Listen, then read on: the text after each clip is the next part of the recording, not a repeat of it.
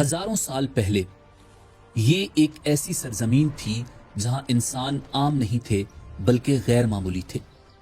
یہ زمین تھی احقاف کی، ریت کے اونچے ٹیلے، کھلا آسمان اور ایک ایسی قوم جس کی طاقت کا چرچا دور دور تک تھا۔ یہ تھے قوم عاد۔ اللہ رب العزت قرآن مجید فرقان حمید میں ارشاد فرماتا ہے، الم تر کیف فعل ربک بعاد، کیا تم نے نہیں دیکھا کہ تمہارے رب نے قوم عاد کے ساتھ کیا کیا؟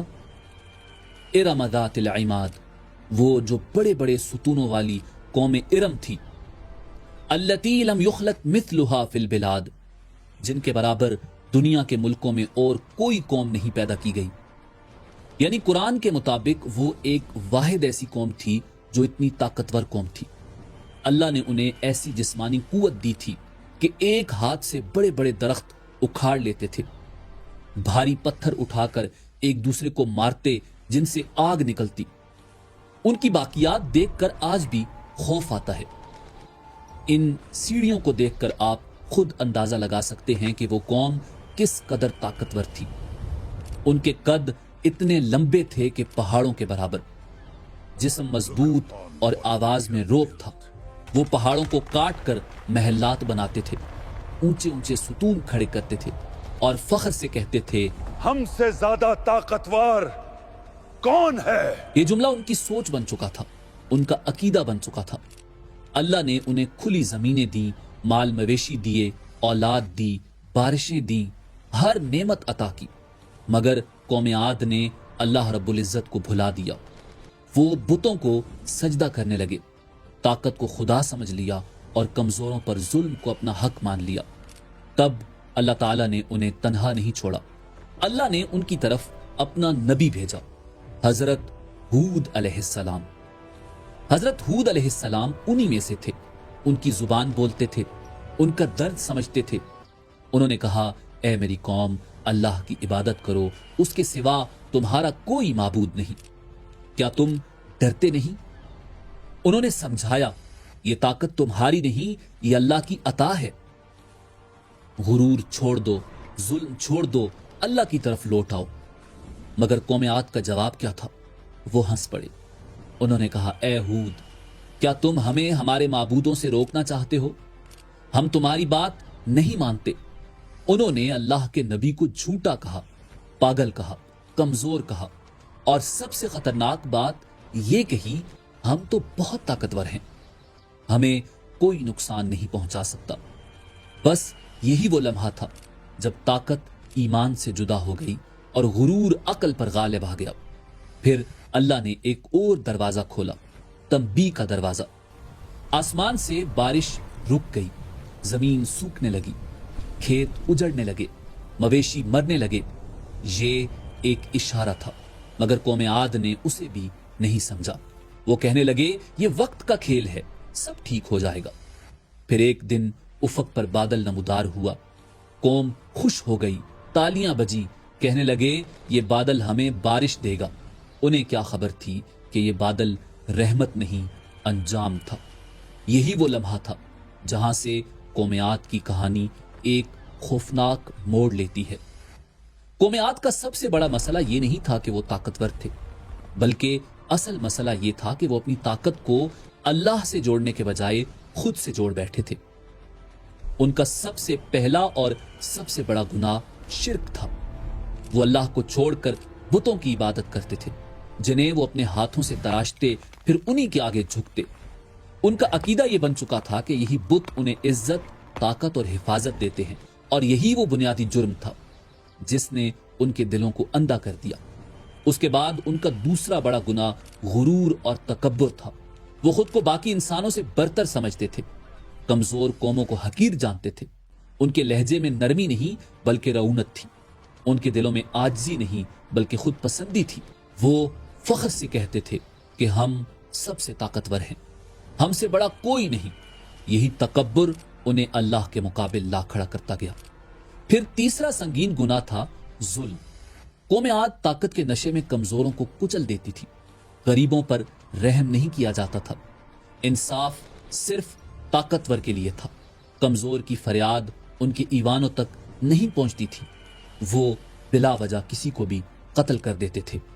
وہ اپنی طاقت کو حق سمجھ کر استعمال کرتے تھے، نہ کہ امانت۔ اس کے بعد ایک اور بڑا جرم تھا نافرمانی اور سرکشی۔ جب حضرت ہود علیہ السلام نے انہیں اللہ کی طرف بلایا تو انہوں نے نہ صرف انکار کیا بلکہ مذاق اڑایا، نبی کو جھٹلایا، حق کو کمزوری سمجھا اور باطل کو طاقت۔ انہوں نے یہ سمجھ لیا تھا کہ چونکہ وہ مضبوط ہیں اس لیے ان پر کوئی گرفت نہیں ہو سکتی۔ یہی سوچ سب سے خطرناک تھی۔ پھر ان کا ایک گناہ یہ بھی تھا کہ وہ نعمتوں کی ناشکری کرتے تھے۔ اللہ نے انہیں زرخیز زمینیں دی، صحت دی، اولاد دی، بارشیں دی، مگر انہوں نے کبھی شکر ادا نہیں کیا بلکہ نعمتوں کو اپنی عقل اور طاقت کا نتیجہ سمجھا۔ اور سب سے آخر میں جو ان سب گناہوں کی جڑ تھی وہ تھا اللہ کے عذاب کا انکار۔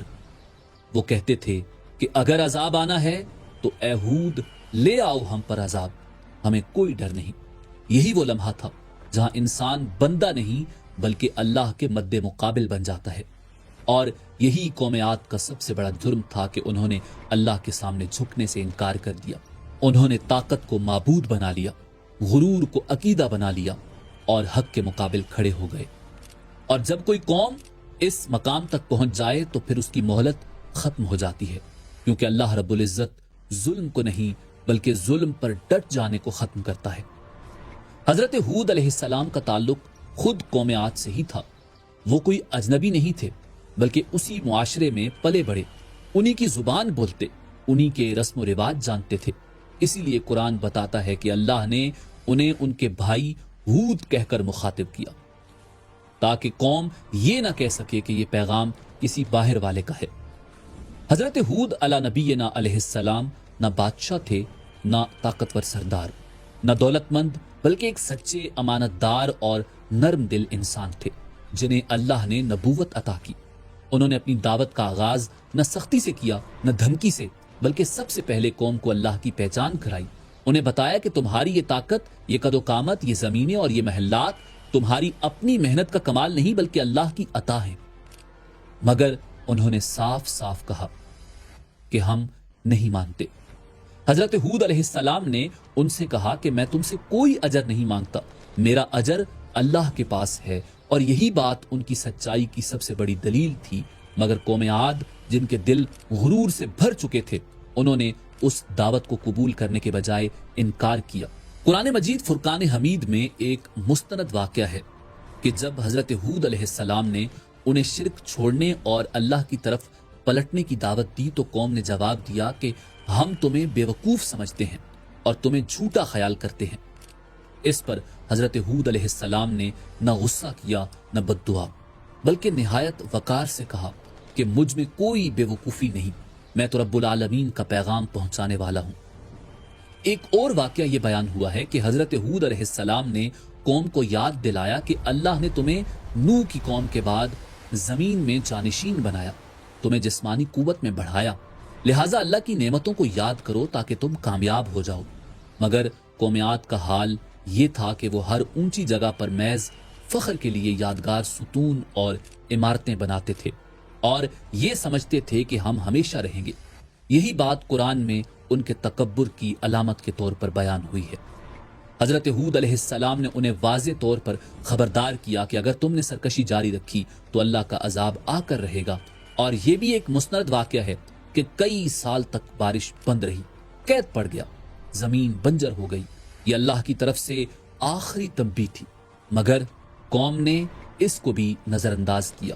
پھر جب افق پر سیاہ بادل نظر آئے تو وہ خوش ہو گئے اور کہنے لگے کہ یہ بادل ہمیں بارش دے گا، جبکہ قرآن صاف بتاتا ہے کہ وہ بادل دراصل وہ عذاب تھا جس کی وہ جلدی مچا رہے تھے۔